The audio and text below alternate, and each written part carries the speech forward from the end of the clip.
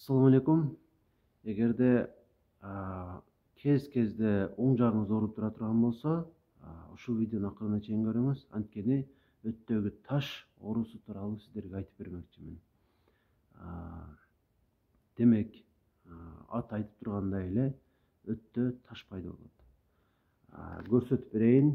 Биринчи, бул биздин өтүбүз, өт капчасы. Бул жактан боордон өт суюктугу келет. Ал керектүү учурда тамак сиңирүүгө катышат өт суюктугу. Ал эми кереги жок учурда өт капчасында ошол топтолуп турат. Жана керектүү убакта кайра ушул жака түшөт. Эми ошол назарда тутулуп айтылып аткан таш ошол мына өт капчасында да этек жагында таштар пайда болгон. Ал эми мына протокто дагы тамакка сиңирүүгө катыша турган дискинезия болуп, кийин таш пайда болгон. Канал деп түшүнсөк деле болот. Өт суюктугу тамак сиңирүүгө катыша турган каналда таш пайда болгон. Бул жерде да пайда болуп калышы мүмкүн, бул жерде да пайда болуп калышы мүмкүн. Эми ушул таштын пайда болушуна себеп боло турган шарттарды санап өтөйүн. Алгач биринчи себеп бул улгайган жаш курак болушу мүмкүн. 50, 60, 70. Канчалык жаш жогору болсо, ошончолук таш пайда болуу мүмкүнчүлүгү жогору деп түшүнсөңүз болот. Экинчи, куурулган майлуу тамактарды көп жегендик дагы таштын пайда болушуна себепчи болот.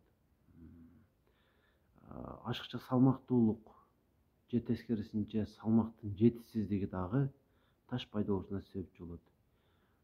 Убактылуу ачка болуу, мисалы диета кылып, бир күн бою ачка жүрүп, 2 күн бою ачка жүрүп, ушул нерселерди кылган учурда дагы таш пайда болуп калышы мүмкүн. Алкоголдун таасири тийиши мүмкүн. Анча-мынча дары-дармектер дагы өттө таш пайда болушуна себепчи болушу ыктымал. Бул негизги себептер. Эми ушул таш пайда болуп калганын кантип билсек болот? Негизи оорунун 3 стадиясы бар. Биринчи стадиясында бул таш пайда боло элек, бирок анын пайда болушуна бардык шарттар түзүлүп калган. Экинчи стадиясында болсо, албетте таш пайда болот, бирок өтө кичине өлчөмдө. Аны биз УЗИден же томографиядан гана көрө алабыз. Ал эми 3-үнчү стадиясында болсо, таш уже чоңоюп калган болот. Жана клиникалык белгилери, оору сезимдери 1-2 стадиясында болбойт. Биз таш пайда болгонун сезбей жүрө беребиз. Качан гана 3-үнчү стадияга өткөндө биз таш өттө пайда болуп калганын сезебиз. Анткени оору белгиси өзүн билдирбей койбойт. Эми оорунун белгиси кандай болот? Дайыма оорута бербейт, кээде гана өтө катуу ооруп калат. Желчный колики деп коет. Такашып калат, чыдатпай турган оору болот. Анча-мынча күн айланып, анча-мынча кусушу мүмкүн, бейтап. Жана дагы эгерде ашыкча катуу кыймыл аракет кылган болсоңуз, же болбосо тоюнгандан кийин оорутуп калышы мүмкүн. Ушул белгилер өттө таш пайда болгондугун билдирет. Бирок бул башка эле оорунун дагы көрүнүшү болушу мүмкүн.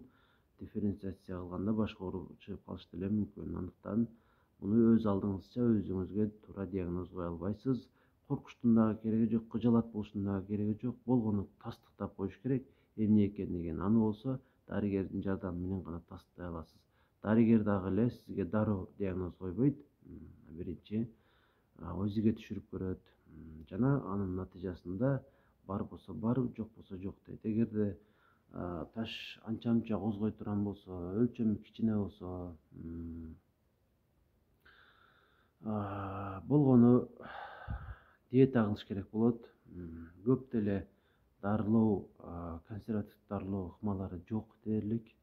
Болгону өтө майлуу, өтө куурулган тамактарды, ышталган жана башка ден соолукка зыян алып келе турган тамактарды чектеп турган гана жетиштүү болот. жана албетте зарыл учурда адам жашоосуна коркунуч алып келген учурда операция жолу менен же болбосо лапароскопия жолу менен алып салыш керек болот. Лапароскопия бул операциянын жаңы методу, өтө аз кийлигишүү же болбосо эки кичинекей тешик аркылуу эле эме кылып, операция кылып, кыскасы сырттан операция кылынганыбыз дээрлик билинбей эле калат. Жана кийин дагы айыгып кетишиңиз дагы оңой болот. Бирок негизи ар бир орган катары өт дагы кайталангыс сиз үчүн өтө керектүү орган. Андыктан аны сактаганга аракет кылыңыз. Дайыма эле бир түрдүү тамак жей бербеңиз. Кимдир бирөө сизге ушундай диета кылыш керек, ачка жүрүш керек деген сыяктуу сунуштарды айта турган болсо, аларга кулак салбаңыз. Эмне маселеңиз болсо дагы дарыгер менен кеңешиңиз. Анткени мурда дагы айтканмын, дагы кайталап кое берейин. Адамдын ден соолугу тууралуу, оорулар тууралуу дарыгерден жакшыраак билген эч ким табылбайт. Андыктан ошону менен гана кеңешип иш кылыңыз.